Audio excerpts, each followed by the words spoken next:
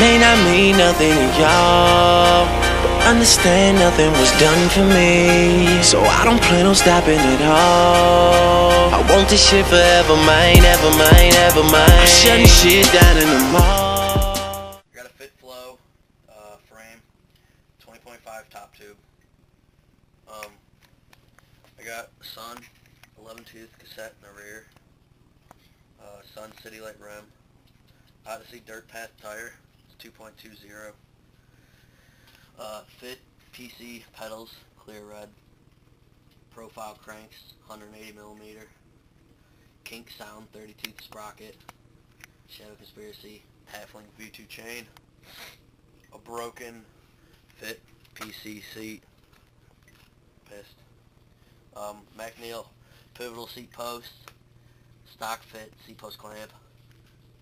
I got Odyssey par ends. Par. Yeah, par. Animal Edwin De La Rosa grips. Some kind of bars that I don't know. They have an S&M sticker on there, so we'll go with that. Shadow Attack stem.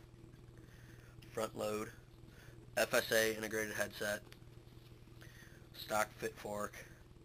Fly Reuben tire with a Haro double wall front rim and a Haro sealed hub. That's about it.